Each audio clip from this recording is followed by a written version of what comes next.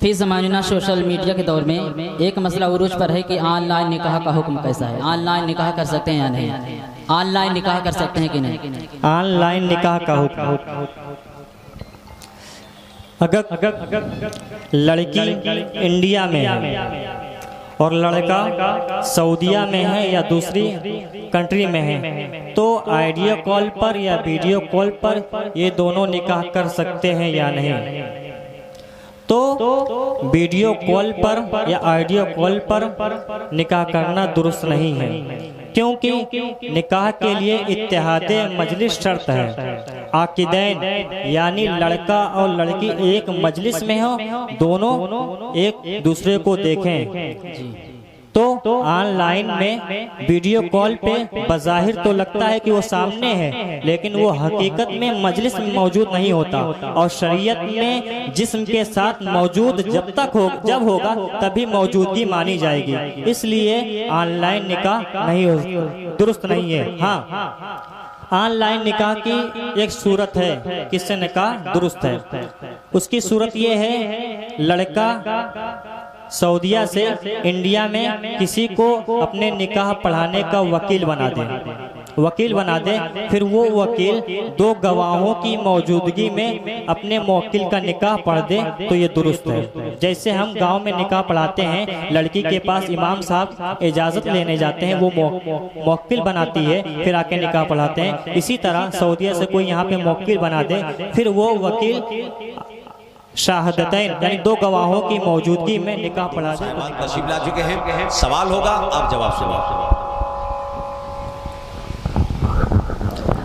अस्सलामु अलैकुम व रहमतुल्लाहि व बरकातुहू। सलाम करना सुन्नत है और सलाम का जवाब देना वाजिब है।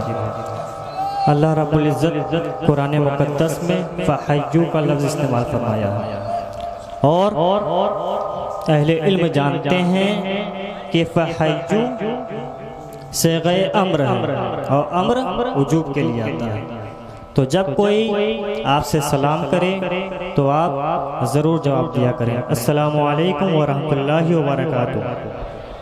वालेकुम अस्सलाम व रहमतुल्लाहि व बरकातुहू। अल्हम्दुलिल्लाहि वहदह वस्सलातु वस्सलामु अला मन ला नबिय्य बअदह व अला आलिहि व सहबिहि अल्लज़ीना नस्लुकु नहजा अम्मा बाद फ़अऊज़ु बिल्लाहि मिनश शैतानिर रजीम बिस्मिल्लाहिर रहमानिर रहीम फ़स्अलू अहल ज़िक्रि इन कुंतुम ला तअलमून। सदक़ल्लाहुल अज़ीम। हज़रत मोहतरम, आप लोगों को बखूबी मालूम है ये महफिल पाक हज़रत कलीम अशरफ नुमानी साहब के तहत इनेकाद पजीर हुई है। हज़रत स्टेज पे तशरीफ़ फरमा है खलीफ़े हुज़ूर शेखुल इस्लाम हज़रत अल्लामा मौलाना कलीम अशरफ नुमानी साहब एक मुतहर्रिक और फ़आल आलिम दीन है, जो हमारी कौम की फलाहो बहबूद के लिए सईए पहन करते रहते हैं, कोशा रहते हैं। मैं अल्लाह रब्बुल इज़्ज़त की बारगाह में दुआ गो हूँ, अल्लाह रब्बुल इज़्ज़त अपने हबीब सल्लल्लाहु तआला अलैहि वसल्लम के तवस्सुल से इनकी मसाई जमीला को कबूल फरमाए और मज़ीद तौफ़ीक़ात खैर से नवाजे। हज़रत मोहतरम, मैं असरे हाजिर के तनाजुर में कुछ अर्ज करने की गर्ज से आया था, लेकिन आप लोग माथे की निगाहों से देख रहे हैं स्टेज पे उलमाए कराम की फहरिस्त काफ़ी तवील है। इसलिए मैं मुख्तसर में कुछ बातें अर्ज करूंगा। मैं सब लोगों से गुजारिश करूंगा, बिलखुसूस अहले स्टेज से, आवाम से, कि खामोशी से न सुने, बीच में नारा वगैरह न लगाएं। हजरत मोहतरम हुजूर मखदूम अशरफ समदानी जहांगीर अलैहिर्रहमा के फ़ज़ाइल व कमालात का हर कोई मुअतरिफ है। आप लोग बारहा उनकी तालीमात करामात सुनते रहते हैं और इंशाअल्लाह अल अज़ीज़ इस स्टेज से भी आप सुनेंगे। मैं असरे हाजिर के तनाजुर में कुछ बातें अर्ज करूंगा, लेकिन असले गुफ्तगू नहीं करूंगा क्योंकि वक्त बहुत ज़्यादा हो जाएगा। आप लोगों को हिंदुस्तान के हालात बखूबी मालूम है कि अभी यूसीसी बिल लागू करने के लिए बहुत कोशिशें कर रहे हैं। उत्तराखंड में ये बिल लागू हो गया, मदरसा बोर्ड खत्म कर दिया गया, अब पूरे हिंदुस्तान में ये लागू करने की कोशिशें कर रहे हैं। और हाल ही में जो मुसलमानों की जायदाद है, वक्फ है, इसमें गैर मुस्लिमों के 2 मेंबरान को शामिल कर लिया गया। ये कितनी शर्म की बात है कि हमारे जायदाद में गैरों को मेंबर बना दिया गया। ऐसे हालात में उलमाए किराम की क्या जिम्मेदारी है और अवाम की क्या जिम्मेदारी है, इस पे मैं गुफ्तगू करना चाहता था, लेकिन मैं बस सतही ऊपर से कुछ गुफ्तगू करके फिर उसके बाद अवामी सतह पर कुछ गलतफहमी के इजाले के लिए कुछ सवालात आए हैं, मैं उनके जवाबात दूंगा, फिर अपनी जगह ले लूंगा। हजरत मोहतरम, आप लोगों को बखूबी मालूम है कि हिंदुस्तान में क्या चल रहा है। इस जमाने में 2 फितने बहुत जोरों शेर से बढ़ रहे हैं। आलमी सतह पर इल्हाद, एथिज्म और कंट्री लेवल पर यानी मुल्की सतह पर एक फितने इर्तिदाद, यानी जो मुस्लिम बच्चियां गैरों के साथ भाग रही हैं, शादियां कर रही हैं, इनकी वजूहात क्या है, क्या वजह हैं और इन चीज़ों को कैसे रोका जाए। मैं इजमाली तौर पर उन वजूहात को जिक्र कर दूंगा, फिर अपनी जगह ले लूंगा। हजरत मोहतरम, अभी माजी करीम में तकरीबन 6 माह कबल एग्जिस्टेंस ऑफ गॉड पर डज गॉड एग्जिस्ट के नाम से एक डिबेट हुआ है, यानी अल्लाह रब्बुल इज्जत वजूद रखता है या नहीं, यानी ये सारी कायनात खुद ब खुद वजूद में आ गई है या फिर अल्लाह रब्बुल इज्जत ने पैदा किया है। इस पे एक मुनाजरा हुआ है, अहले इल्म सुने होंगे, लेकिन अल्हम्दुलिल्लाह अहले तौहीद की फतेह हुई। अहले सुन्नत में भी ऐसे नामवर उलमाए कराम मौजूद हैं, लेकिन उन्हें ऐसा कोई प्लेटफॉर्म नहीं मिल सका जहां से वो तरवीजो इशाअत कर सकें। अवाम के अकायद में जो शुकूक व शुबहात पैदा किए जा रहे हैं, उनके इजाले के लिए हमें कोई ऐसा प्लेटफॉर्म नहीं मिल सका जहां पे हम बैठ के अवामी सतह पर बल्कि इंटरनेशनल लेवल पर जो इस्लाम पे एतराज़ात वारिद किए जाते हैं उनके जवाबात दिए जा सकें। इसलिए मेरा ज़ाविये नज़र है कि हामिलाने अहलो नज़र और अहले रसूख जो चाहिए कि इन चीज़ों पे तवज्जो दें, बिलखुसूस खानकाहों के सजादा नशीन वगैरह से मैं अर्ज़ करना चाहूँगा कि इन चीज़ों पे तवज्जो दें। और मैंने अभी जो अर्ज़ की कि मौलाना कलीम अशरफ नुमानी साहब एक मुतहर्रिक और फ़आल आलिम दीन है, तो ये मेरा दावा है। अब आप लोग कह सके इसका सबूत क्या है। फिक़्ह इस्लामी में एक ज़ाब्ता है अल-बय्यिनतु अलल मुद्दई, कोई दावा करता है तो दावा करने वाले पर जरूरी होता है वो सबूत दे, बयाना पेश करे। तो मैंने जो स्टेटमेंट दिया है इसका सबूत ये खानकाह है, ये मदरसा है। स्टेज पे जो 3-4 तलबा ने इंग्लिश में तकरीर की, इंग्लिश में इंट्रोडक्शन कराई, अपना तारुफ कराई, ये दलील है। हजरत मोहतरम, इंटरनेशनल पर जो इल्हाद फैल रहा है, एथिज्म के पास कोई मजबूत दलाइल नहीं है, उनके पास बस 2-3 ऐसे दलाइल हैं जो लॉजिकल फेल्सी पर मबनी है, यानी वो मुगालते पर मबनी है। उनके पास एक दलील है कि हर चीज का एक कॉज होता है, हर चीज की एक इल्लत होती है, तो अल्लाह रब्बुल इज्जत कॉजलेस क्यों है? यानी अल्लाह रब्बुल इज्जत ने सारी कायनात को पैदा फरमाया, तो अल्लाह रब्बुल इज्जत को किसने पैदा फरमाया? एक सवाल ये होता है, और दूसरा सवाल ये होता है कि अल्लाह रब्बुल तो प्रॉब्लम ऑफ ईविल कैसे है, यानी अगर अल्लाह रब्बुल इज्जत मौजूद है तो फिलिस्तीन में जुल्म क्यों हो रहा है, हिंदुस्तान में जुल्म क्यों हो रहा है, ये रोक क्यों नहीं रहा है। हजरत मोहतरम ऐसे सवालात आपके पास आ सकते हैं, अगर मैं इनके जवाबात दूंगा तो वक्त बहुत ज्यादा हो जाएगा। अगर ऐसे सवालात आपके पास आते हैं तो उलमाए कराम से रुजू करें, उनकी तरफ रुजू करें, उनकी बातों पे भरोसा ना करें, क्योंकि वो लोग बहुत चाल चल रहे हैं। अभी जो मुस्लिम धर्म छोड़ रहे हैं, इस्लाम छोड़कर एक्स मुस्लिम बन रहे हैं। अभी हाल ही में नाजिया इलाही ने हुजूर सल्लल्लाहु अलैहि वसल्लम की शान में गुस्ताखी की है। इसी तरह एक इमरोज आलम है, सलीम वास्तिक है और साहिल है, इन लोगों को गैरों की तरफ से फंडिंग होती है। ये लोग पैसे लेते हैं। जो इमरोज आलम है ये बहुत मशहूर है और एक्स मुस्लिम है। अभी कुछ दिन पहले इसने लाइव आकर ये कहा कि मैं पूरे हिंदुस्तान में एक एक्स मुस्लिम को इकट्ठा करूंगा, जो इस्लाम धर्म छोड़ चुके हैं मैं उनको इकट्ठा करूंगा और इस्लाम को बर्बाद कर दूंगा। इस्लाम की जो तालीमात है, जो कतई दलाला, कतई सुबूत, जो अकायद है, उनको मैं मस्क कर दूंगा। हजरत मोहतरम ऐसे सवालात जब आपके पास आए तो आप लोग घबराएं नहीं, बल्कि उलमाए कराम की तरफ रुजू करें। और हजरत मोहतरम मैं वक्त बहुत ज्यादा हो गया है, अब अवामी सतह पर जो गलत फहमियाँ फैली हैं उनके इजाले के लिए सवालात किए जाएंगे और मैं उनके जवाबात देने की कोशिश करूंगा। हजरत अवाम में एक मसला बहुत मशहूर है, बल्कि ख़वातीन में कि हालत हैज़ में फातिया के लिए जो खाना बनाती हैं, तो क्या वो अगर हालत हैज़ में हो तो खाना बना सकती हैं? बिस्मिल्लाहिर्रहमानिर्रहीम।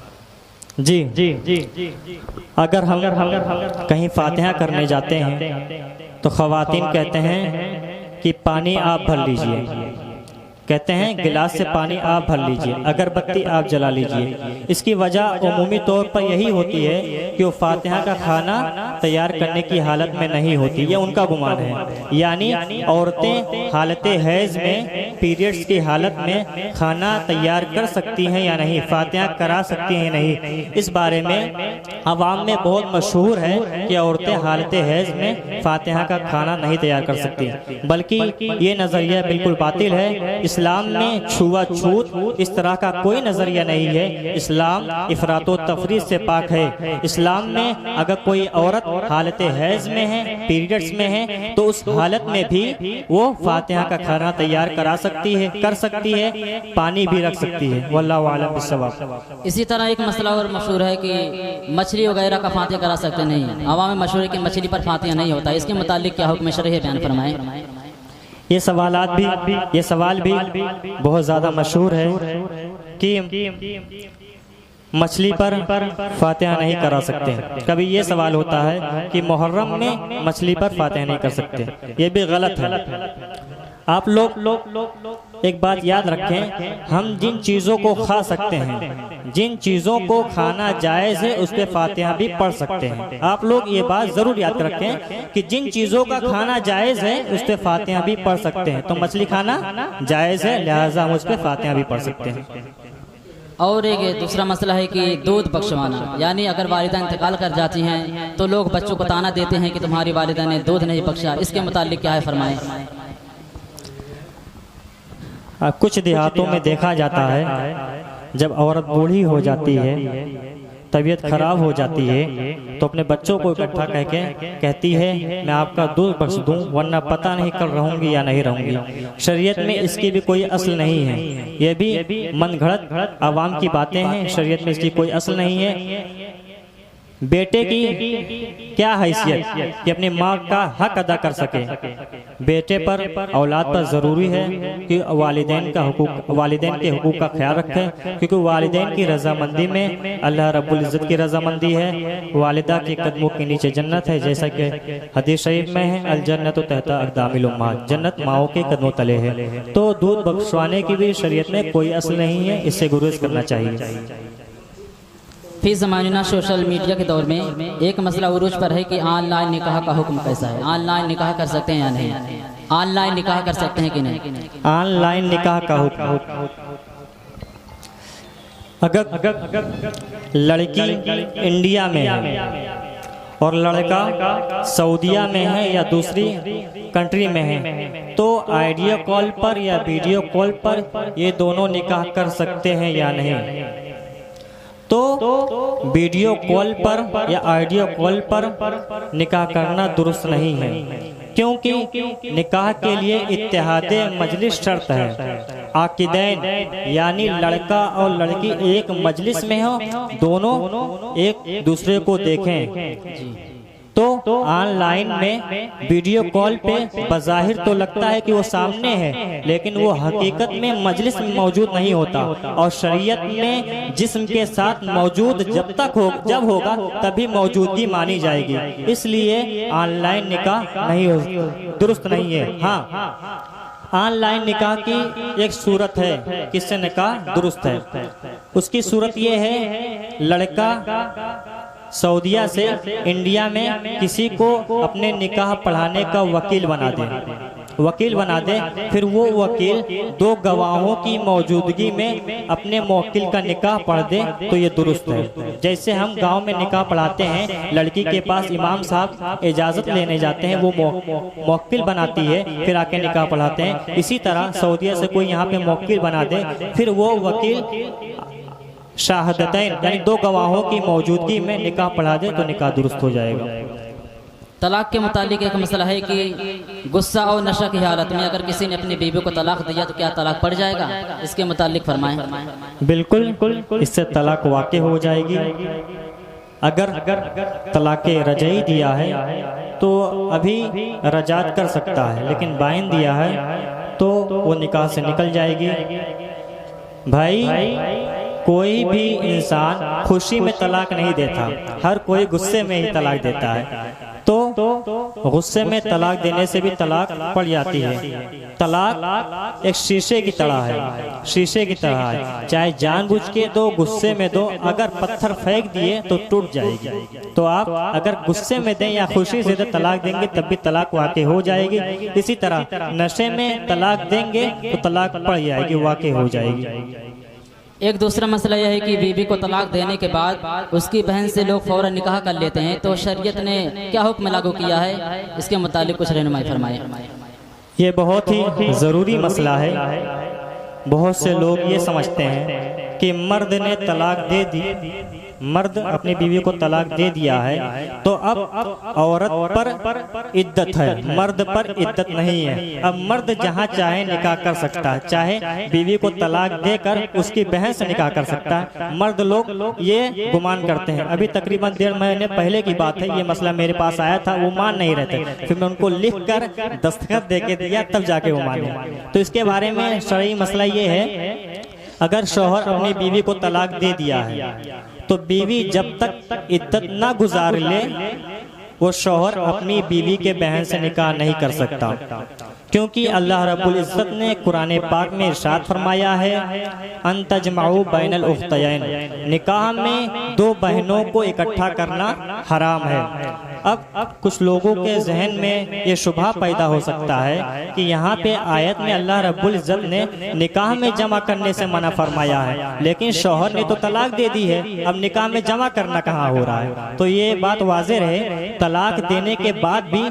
बीवी बिल्कुल पूरी तौर से निकाह से नहीं निकल जाती, बल्कि मिन वजहिन वो उसकी बीवी रहती है, अभी भी मिन वजहिन वो शौहर की बीवी रहती है, क्योंकि तलाक देने के बाद औरत की रिहाइश कहाँ रहेगी इसका जिम्मा शौहर है, इसका खर्चा शौहर के ऊपर है। इससे ये पता चलता है कि तलाक देने के बावजूद भी औरत मिन वजहिन शौहर के निकाह में बाकी रहती है। जब तक वो इद्दत ना गुजार ले, शौहर अपनी बीवी के बहन से निकाह नहीं कर सकता, दुरुस्त नहीं है। शुक्रिया। एक मसला और है रोज़े के ताल्लुक से कि इंजेक्शन, रोज़े की हालत में इंजेक्शन कोई शख्स लगवा सकता है कि नहीं? अगर कोई परेशान शख्स है और इंजेक्शन लगवाना चाहता है तो हुक्म शरई क्या है, बयान फरमाएं। रोज़े की हालत में इंजेक्शन, इसी तरह ग्लूकोज लगा सकते हैं या नहीं? तो अगर कोई शख्स रोज़े की हालत में इंजेक्शन लगवा ले या ग्लूकोज चढ़वा ले तो इससे रोज़ा नहीं टूटेगा, क्योंकि इंसान के जिस्म में दो तरह के सुराख हैं। एक है मनफज, जैसे कान हो गया, नाक हो गया, मुंह हो गया, और इन चीज़ों, इन सुराखों के ज़रिए से अगर जिस्म के अंदर, पेट के अंदर कोई चीज़ जाता है, कोई चीज़ जाती है तो फिर रोज़ा टूट जाएगा। लेकिन जिस्म के अंदर एक बारीक बारीक सुराख है जिसको मसाम कहते हैं, जिसके अंदर से हमारे जिस्म के ऊपर पसीने रूनुमा होते हैं। आप लोग सोचते हो पसीने कहाँ से आते हैं, तो जिस्म के अंदर बारीक बारीक सुराख होते हैं, उसी सुराख से पसीने निकलते हैं। अब जो इंजेक्शन लगाता है डॉक्टर, वो उसी के जरिए से लगाता है, कान के जरिए, मुंह के जरिए नहीं लगाता। तो उसी मसाम के जरिए जो बारीक बारीक सुराख है उसी जगह पे इंजेक्शन लगाता है। इसी तरह ग्लूकोज भी वहीं पे चढ़ाता है नस में। तो मसाम के जरिए इंजेक्शन लगाए या फिर ग्लूकोज चढ़ाए मसाम में, या फिर गोश्त में, नस में, कहीं पे भी अगर इंजेक्शन लगाए या फिर ग्लूकोज चढ़ाए तो इससे रोज़ा नहीं टूटेगा। और रोज़े के मुतालिक में दो और मसले बता दूं। जदीद मसला है इनहेलर। आप लोग जानते हैं इनहेलर क्या होता है? कोई मरीज जब परेशान होता है, दम वगैरह की मर्ज लाहिक होता है, तो एक मारने वाला मुंह में होता है, उसको इनहेलर कहते हैं। इसी तरह ऑक्सीजन मास्क, हॉस्पिटल में ऑक्सीजन मास्क तो जानते होंगे। अगर कोई शख्स रोज़े की हालत में इनहेलर ले या फिर ऑक्सीजन मास्क लगा ले तो इससे रोज़ा टूटेगा नहीं, तो इससे भी रोज़ा टूट जाएगा, क्योंकि ये मुंह के ज़रिए ऑक्सीजन अंदर जाते हैं और इसी तरह से इनहेलर भी अंदर जाती है, इसलिए इससे रोज़ा टूट जाएगा। शुक्रिया, जज़ाकल्लाह खैर। हज़रत का हुक्म हो रहा है, नकीब अहले सुन्नत भाई नजम रजा शमसी